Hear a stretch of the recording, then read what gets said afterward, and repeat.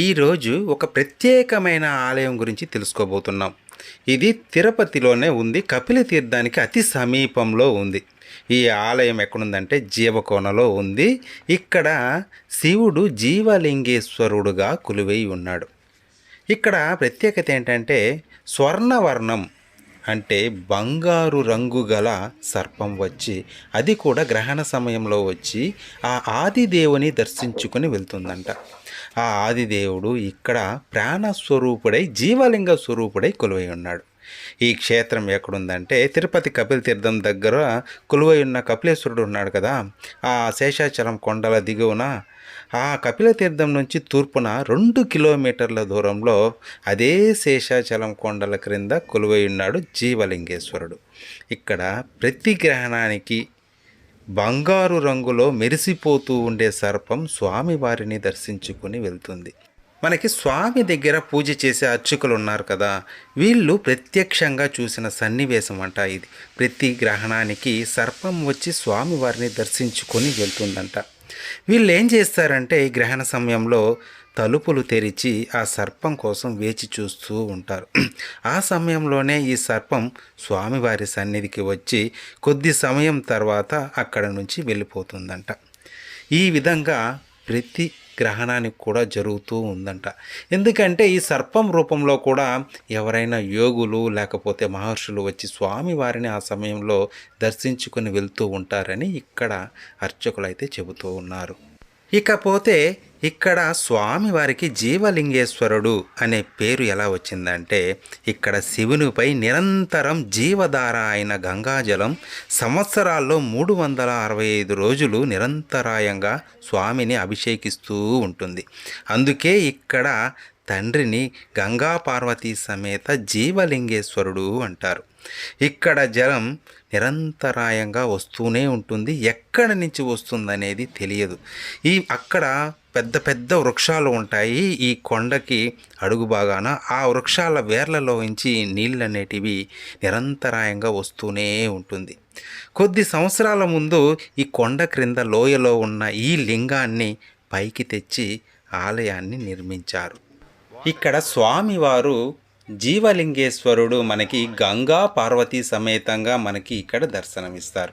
ఇక్కడ మనకి విఘ్నేశ్వరుడు ఒక పక్క మనకి దర్శనమిస్తారు. విఘ్నేశ్వరుడి విగ్రహం కూడా చూడటానికి ఎంతో చక్కగా ఉంటుంది. చూడండి,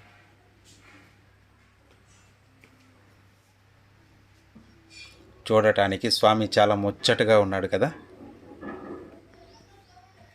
తర్వాత సుబ్రహ్మణ్యేశ్వరుడు విగ్రహం కూడా చూడడానికి చాలా బాగుంది. చూడండి, ఆ వేషధారణ కానివ్వండి, ఆ బట్టలు కానివ్వండి, ఎంతో బాగా చేసున్నారు.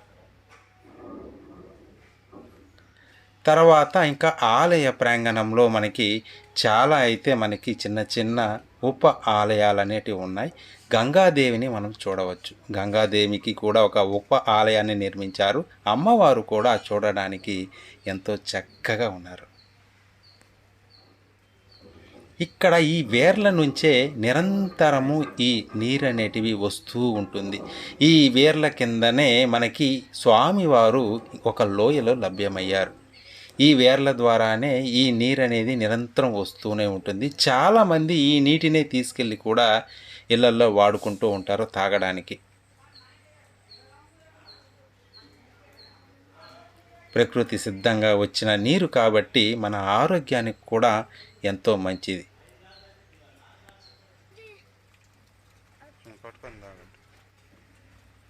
ఈ నీళ్లను మేము కూడా తాగి చూసాము. ఎంతో రుచిగా ఉన్నాయి నీళ్ళు.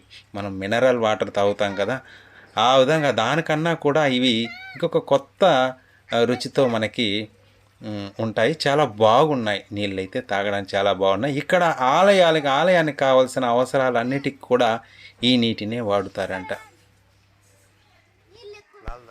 చూడటానికి ఎంతో రమణీయంగా ఉండే ఈ ప్రదేశము ఎంతో ప్రకృతి సౌందర్యంతో ఉంటుంది. ఎంతో చక్కగా వృక్షాల మధ్య ఈ ఆలయము మన మనస్సుకి ఎంతో ప్రశాంతతను కలుగజేస్తుంది. ఈ ఆలయం చుట్టూరా ఎన్నో ఉప ఆలయాలు అయితే ఉన్నాయి. ప్రతి ఆలయం కూడా చూడటానికి ఎంతో చక్కగా ఉన్నాయి. ఇప్పుడు మనం చూడబోయేది దక్షిణామూర్తిని. దక్షిణామూర్తి స్వామివారు చూడండి, చిన్న విగ్రహమైనా కానీ ఎంతో తేజస్సుతో ఉన్నారు స్వామివారు. సకల వేదాలకు అధిపతి అయిన దక్షిణామూర్తిని మనం దర్శనం చేసుకుంటున్నాం. ఇక్కడ ప్రతి ఆలయం కూడా, చుట్టుపక్కల ఉండే ప్రతి ఆలయం కూడా చూడటానికి చాలా చక్కగా నిర్మించారు. ఎంత ఆర్భాటం అయితే లేకుండా చిన్నవైనా చూడడానికి చాలా బాగున్నాయి ఆలయాలు. తర్వాత మనకి ఇప్పుడు ఆలయం పక్కనే ఇంకొక ఉపాలయం ఉంది. అది కొండపైన హనుమంతుడి ఆలయం ఉంది. మనకి మెట్ల ద్వారా పైకి చేరుకోవచ్చు. ఈ ఆలయం కూడా చూడడానికి చాలా చిన్నదైనా కానీ చాలా బాగుంది. పైనుంచి చూస్తే మనకి ఈ వ్యూ చాలా బాగుంటుంది. మనకి ఇంకా ఇప్పుడు ఎండ కాబట్టి మనకు తెలియట్లేదు, కానీ ఇంకా వర్షం వచ్చేటప్పుడు లేకపోతే ఇంకా సాయంకాలం సమయంలోనూ చూసామంటే ఎంతో ఆహ్లాదకరంగా ఉంటుంది ఈ వాతావరణం. ప్రశాంతమైన వాతావరణము. ప్రశాంతంగా వెళ్ళి కొద్దిసేపు అక్కడ కూర్చొని స్వామి వారిని మనస్సులో ధ్యానం చేసుకుంటే ఎంతో బాగుంటుంది. ఎంతో ప్రశాంతంగా ఉంటుంది. నిశ్శబ్దమైన ప్రదేశం, చుట్టుపక్కల కాలుష్యం కానీ ట్రాఫిక్స్ కానీ ఈ సౌండ్స్ ఏమి వినపడవు. మనకు ప్రశాంతంగా ఉంటుందన్నమాట. కొద్దిసేపు అయినా కానీ మనకి ప్రశాంతం అనేది ఇక్కడ కనబడుతుంది. చూడండి, ఆలయం పైన నుంచి చూస్తే చూడండి చుట్టుపక్కల ఎంత పచ్చగా దూరంగా ఉండే ఆలయాలు కూడా మనకు కనబడుతూ ఉన్నాయి. పక్కనే కొండ చర్యలు, కొండలు, ఎంత రమణీయమైన వాతావరణమో చూడండి. చాలా బాగుంటుంది చూడటానికి. స్వామివారు కూడా ఇక్కడ మహా తేజస్సుతో ఎంతో బాగా ఉంది. హనుమంతుడి విగ్రహం చూడటానికి స్వామివారు ఎంతో రమణీయంగా ఉన్నారు. చూడండి స్వామివారిని ఎంత బాగా అలంకరించున్నారు.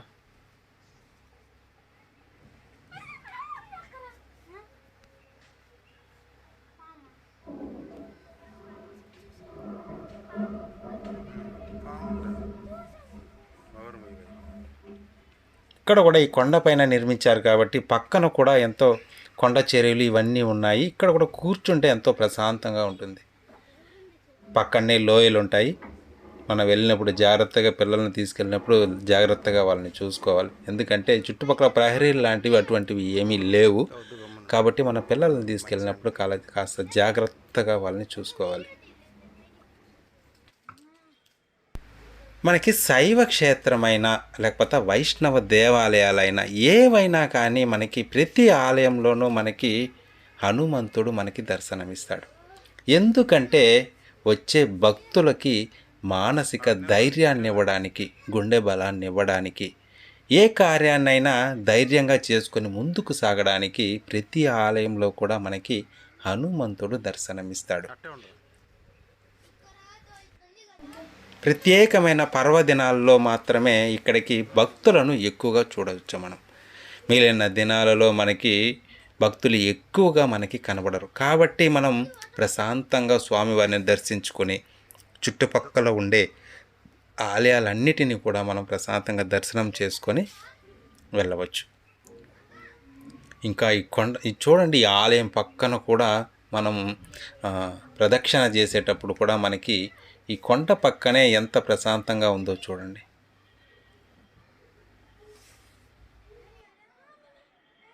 మనం ఎప్పుడైనా ఎక్కడైనా ఏదైనా దేవాలయానికి వెళ్ళినప్పుడు మొదట ఏం చేస్తామంటే ముఖ్యమైన విగ్రహం ఏదైతే ఉందో ఆ రూపాన్ని, ఆ స్వరూపాన్ని దర్శనం చేసుకుని వచ్చేస్తూ ఉంటాం. ఎప్పుడు అలా చేయకూడదు. ఆలయానికి వెళ్ళినప్పుడు చుట్టుపక్కల ఉండే అన్ని ఆలయాలను కూడా మనం దర్శించుకోవాలి. ఇక్కడ ఈ ఆలయంలో ఇంకొక విశేషం ఏంటంటే ఇక్కడ సర్పదోష పూజలు విశేషంగా జరుగుతాయి. రాహుకేతు విగ్రహాలు కూడా ఇక్కడ దర్శనమిస్తాయి. చాలామంది రాహుకేతు పూజలు ఇక్కడ నిర్వహిస్తూ ఉంటారు. అందుకే ఈ క్షేత్రాన్ని రాహుకేతు క్షేత్రం అని కూడా అంటారు.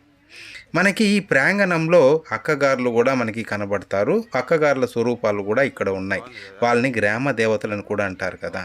అది తర్వాత ఈ ఆలయంలో మనకి రాహుకేతువులు ఉన్నారు. మామూలుగా మనకి రాహుకేతు పూజలు అనేటివి కాళహస్తిలోనూ కపిలతీర్థంలోనూ చేస్తూ ఉంటారు. కానీ మనకి ఈ ఆలయంలో కూడా మనకి రాహుకేతు పూజలు అనేటివి బాగా చేస్తారు. ఇక్కడ చేసుకున్న వాళ్ళు కూడా వాళ్ళకి వచ్చిన సమస్యలన్నీ తీరిపోయినాయి, అవి సమసిపోయినాయి అని చెప్పడం కూడా జరిగాయని ఇక్కడ అర్చకులైతే మనకి చెబుతూ ఉన్నారు. మనం మామూలుగా నాగదోషం ఉన్నవాళ్ళు, తర్వాత వివాహం కాని వారు, తర్వాత పిల్లలు పుట్టని వాళ్ళు, వీళ్ళు ఎవరైనా కానీ నాగదేవతకి పూజలు చేయడం వలన ఆ దోషాన్ని పోగొట్టుకోవచ్చు. మనకి ఈ ఆలయంలో నాగదేవతలు ఎక్కువగా మనకు కనబడతారు. కాబట్టి ఇక్కడ మనకి అటువంటి పూజలు కానీ మనం చేసుకున్నామంటే, నాగదేవతకి పూజలు చేసుకున్నామంటే, మనకి ఉద్యోగంలో సమస్యలు ఉన్నా, తర్వాత పెళ్ళి కాని వారు ఉన్నా, తర్వాత పిల్లలు కానీ పుట్టకుండా ఉన్నా, వాళ్ళందరి సమస్యలు కూడా ఇక్కడ పరిష్కారం అవుతాయని ఇక్కడ మనకి అర్చకులు మనకి చెబుతూ ఉన్నారు. తరువాత ఇక్కడ మనకి నవగ్రహాలు కూడా చూడవచ్చు. నవగ్రహాలను కూడా మనకి పర్వదినాలు, తర్వాత ప్రతి సోమవారం, శనివారం, తర్వాత ఏదైనా ముఖ్య దినాల్లో మనకి ఇక్కడ ఈ నవగ్రహాలను తెరిచిపెట్టుంటారు, మనం ప్రదక్షిణలు చేసుకోవచ్చు. తర్వాత రాహుకేతువులు, ఈ విగ్రహాలు మనం చాలా చూడలేం. చాలా చోట్ల కూడా రాహుకేతు విగ్రహాలు మనం చూడలేం, కానీ ఇక్కడ రాహుకేతు విగ్రహాలు కూడా ఉన్నాయి. అందుకే ఈ క్షేత్రాన్ని రాహుకేతు క్షేత్రం అని కూడా అంటూ ఉన్నారని చెప్పుకున్నాం కదా. తిరుపతిలోనే ఉన్నా కానీ చాలామందికి ఈ గుడి గురించి అయితే తెలియదు. ఎందుకంటే ఇక్కడికి దగ్గర దూరంగా ఉంది, కొండకి దగ్గరగా ఉంది కాబట్టి చాలామంది ఇక్కడికి రావడం అయితే లేదు. కానీ ఇప్పుడిప్పుడే ఈ ఆలయం గురించి అందరికీ తెలుస్తూ ఉంది. ఇప్పుడు మనం చూస్తున్నది కాలభైరవుడిని. కాలభైరవుడు చూడండి ఎంతో బాగున్నాడు. కాలభైరవుడు చూడండి ఎంతో ప్రత్యేకమైన పూజలు అయితే కాలభైరవుడికి చేస్తారు. మన ఈశ్వరుడికి ఇంకొక రూపం కాలభైరవుడు కదా. ఆ కాలభైరవుడిని కానీ మనం పూజలు చేశామంటే మనకి దుష్ట శక్తుల బాధ నుంచి ఏదన్నా గాలి చేష్టలు ఉన్నా కానీ ఇవన్నీ కూడా మనకి కాలభైరవ పూజ వలన ఇవన్నీ దూరం అవుతాయి అన్నమాట. ఇక్కడ ఆలయ ప్రాంగణంలోనే అయ్యప్ప దేవాలయం ఉంది. ఇది చాలా బాగుంది. ఇక్కడ అయ్యప్ప అష్టాదశ సహస్ర అంటే 8 రూపాల్లో ఉంటారు. ఎక్కడా ఈ విధంగా చూసి ఉండము. అదే ఇక్కడ ప్రత్యేకత. ఇకపోతే మహాశివరాత్రి మరియు కార్తీక పౌర్ణమి రోజున ఇక్కడ ఎంతో విశేషంగా పూజలు జరుగుతాయి. ఇకపోతే ఈ శివరాత్రికి మనకు జీవలింగేశ్వర స్వామికి ఎంతో విశేషంగా పూజలు చేస్తారు. అమ్మవారిని కూడా శాకంబరి అన్నపూర్ణమ్మ రూపంలో అలంకరించి పూజలు చేస్తారు. కార్తీక మాసంలో అయితే కొండపై దీపం పెట్టి వారం రోజులు వేడుకగా చేస్తారు. అప్పుడు అన్నదానాలతో పాటు అన్ని రకాల సేవలు ఇక్కడ చేస్తూ ఉంటారు. ఇంకా సుబ్రహ్మణ్యుడికి ఆడి కృత్తిక రోజున ప్రత్యేక పూజలు నిర్వహిస్తారు. ఇక్కడ పాశుపత హోమాలు, తర్వాత రుద్రాభిషేకాలు కూడా చేయిస్తూ ఉంటారు. ఇక్కడ అన్ని శివాలయాల లాగా కాకుండా స్వామివారు దక్షిణముఖంగా దర్శనమిస్తారు.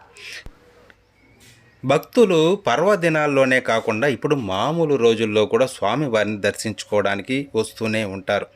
ఈ ఆలయం ఎంతో ప్రశాంతంగా ఉంది కాబట్టి, అది కాకుండా నగరానికి దగ్గరగానే ఉంది కాబట్టి భక్తులు ఎక్కువగా ఇప్పుడు రావడం అయితే జరుగుతూ ఉంటుంది. ఈ ఆలయానికి ఎలా వెళ్ళాలంటే మనకి లీలామహల్ సర్కిల్ నుంచి ఆటోలు వస్తూ ఉంటాయి. జీవకోనకి చాలా దగ్గరలో ఉన్న ప్రశాంతమైన ఆలయం ఇది. ఖచ్చితంగా దర్శించాల్సిన ఆలయం ఇది. దర్శించి గంగా పార్వతీ సమేత జీవలింగేశ్వర స్వామి అనుగ్రహం పొందండి. ఇదండి ఈరోజు వీడియో. ఈ వీడియో మీకు నచ్చినట్టయితే ఖచ్చితంగా లైక్ చేయండి, షేర్ చేయండి, వీలైనంత ఎక్కువ మందికి షేర్ చేయండి. ఇంకొక కొత్త వీడియోతో మిమ్మల్ని నేను మళ్ళీ కలుసుకుంటాను. నమస్తే.